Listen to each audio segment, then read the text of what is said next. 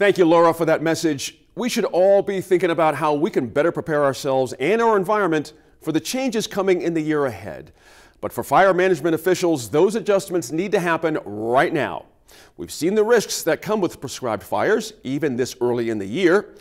So what else can be done to limit damage later in the summer?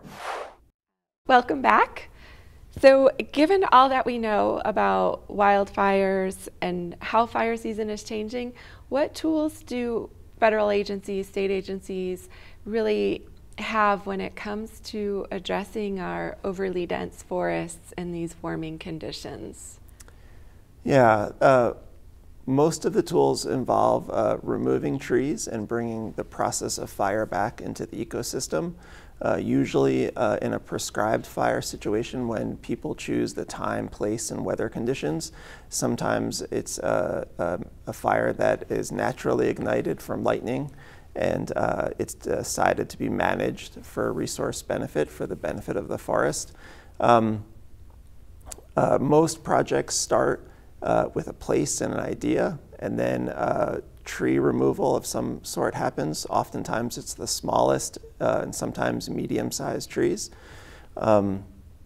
If the wood can get used, great. Oftentimes these places are on really steep slopes and far away from roads, so wood utilization can't always happen. But even when the wood is used, the tops and limbs get, they don't get removed, so they're laying on the ground. And there's a few different options from there. Sometimes people will pile them, and you'll see piles on a hillside, and those piles will get burned in the winter. And sometimes they're spread around, and then a prescribed fire is planned afterwards, and that fire recycles the nutrients and reduces the fire hazard of the hillside. So earlier this year, when we were trying to get ahead of fire season, we were hoping to go out with your organization to watch a prescribed fire out in the Zuni Mountains, and that kind of got rescheduled, and now we're looking at the fall. And now we've seen, the Hermit's Peak fire it was a prescribed fire that went out of control. What do we do when prescribed fire doesn't work? Like, that's such an important part of getting fire back into the system, an important tool. Like, what do we do when that's not working? Yeah, it's tricky. In the example you gave about the burn you were going to come out to, we're waiting and postponing, but our plan still is to put fire on the ground and to use that tool. So I think waiting for the right window is often one approach to dealing with avoiding an unfortunate incident like the Hermit's Peak fire.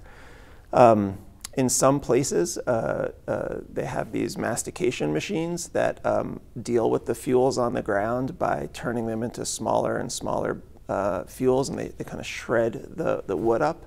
That's one approach. And another one is to put the sticks into piles, burn them, and don't come back for a prescribed burn. That's another option. Or don't come back for a broadcast prescribed burn, where you just burn the piles and then you call the project done. Mm-hmm. So we know that fire is inevitable in Western forests, and we, as a society, need to accept and understand that. We're not going to change that. So what do maybe we need to change about us and how we use forests, relate to forests, live near forests? Yeah, well, that's the big question.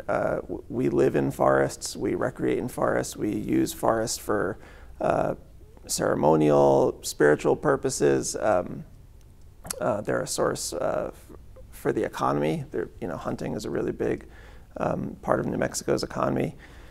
So yeah, understanding our relationship to the forest and the fire that is going to happen in them is really important. I don't have a great answer. I think it's a lot of learning. I think we need to be constantly evaluating, adapting, and trying things, and have a humble approach to this. I think There's a lot of great resource managers, great fire managers in New Mexico, great researchers, but the answer is not a straight line, and it's not super clear. These are serious challenges, scary ones, and expensive too. But if we plan ahead, learn from history, cooperate with one another, there are certainly things we can do to protect our communities, our watersheds, and continue to build new relationships with our forests. We end our show with an inspirational Our Land episode when our crew discovered how the Cerro Negro Forest Council helps protect the Carson National Forest.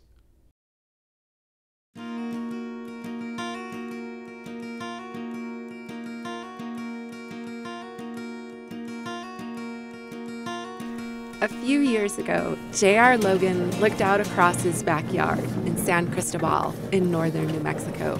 It was getting on toward fall when he and others who rely upon wood to heat their homes drive hours to other parts of the forest.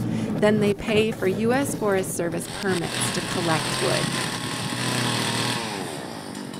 It just made no sense to me, sitting in my valley, that I would have to go so far to get firewood when looking literally out of my back door, there's a beautiful stand of ponderosas where the undergrowth has grown in thick and poses a huge risk to those trees and to my community and to the watershed.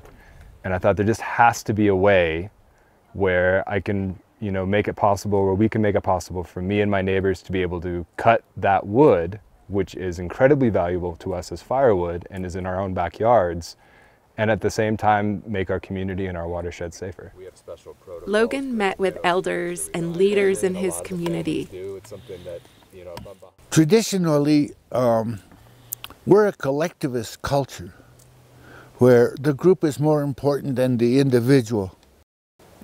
They got to talking about how to create a forest council and structure it as a community development project. They talked about acequias, land grants, and the long history of participatory democracy in northern New Mexico.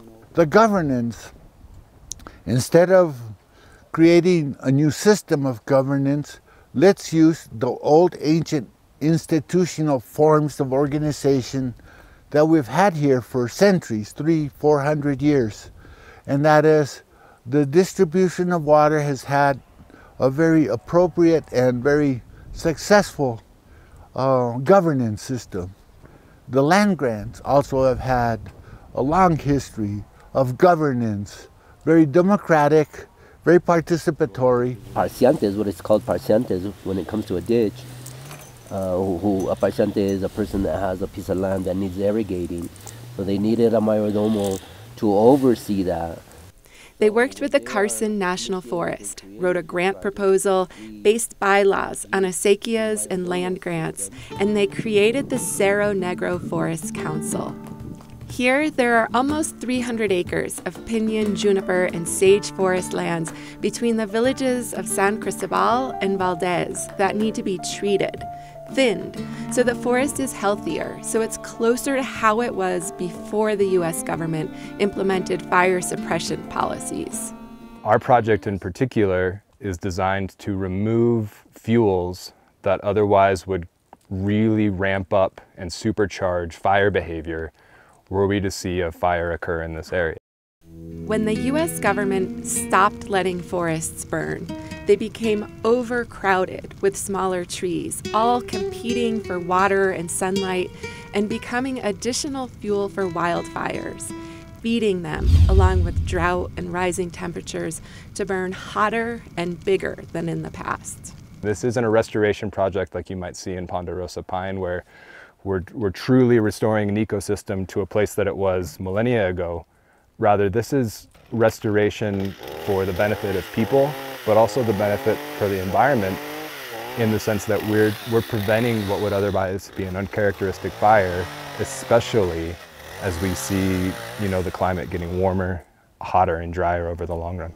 The Forest Service and the council divided the forest here into 1-acre blocks and assigned them to leñeros, or woodcutters. Trees to remain are marked, and the others can be cut. A mayordomo oversees the work, and leñeros can use the wood at home or sell it, and the council pays them $300 an acre for their work. That's less than what the Forest Service pays contractors. And although the work can be slower, it's a model for other places too. Already, councils have popped up in southern Taos County. My role in this is that I'm basically the leñero, the guy that cuts it and bucks it, takes it home, chops it up, and I use it for heating my home. It's my source of energy for heating back at the house. But yeah, I've been on this. I've already accomplished 3 1-acre blocks, and I'm currently working, just about finishing up my 4th.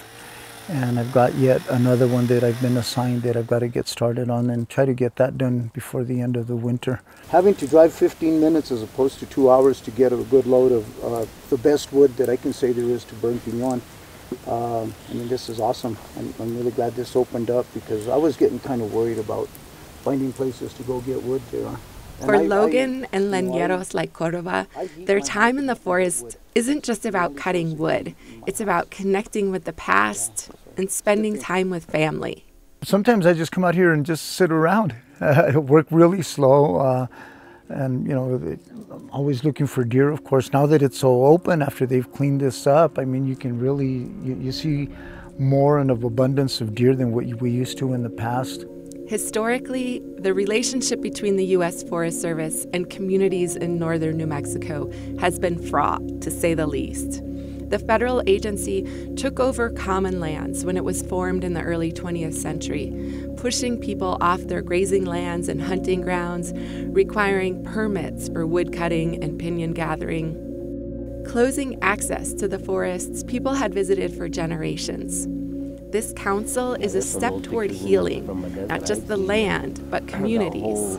North side. I think the situation right now is really nice in this respect that we're working with the Forest Service. Forest Service is cooperating with us. We're cooperating with them, and things are getting done. In some cases, not in all cases, is where a family comes out, mom and dad, and they bring 2 or 3 kids with them, and they're all helping, and then of course they take their little breaks for their little lunch or whatever, which is amazing. It's like nice. Being a leñero is hard work, but there's an art to it too, and joy at being home in the forest. Well, let's say this. This in a sense is a rancho, right? Rancho de leña de piñón. So why don't we say, allá en el rancho grande, allá donde vivía, había una rancherita que alegre me decía, alegre me decía. There you go. From there on, it costs $1. For Our Land and New Mexico in Focus, I'm Laura Paskus.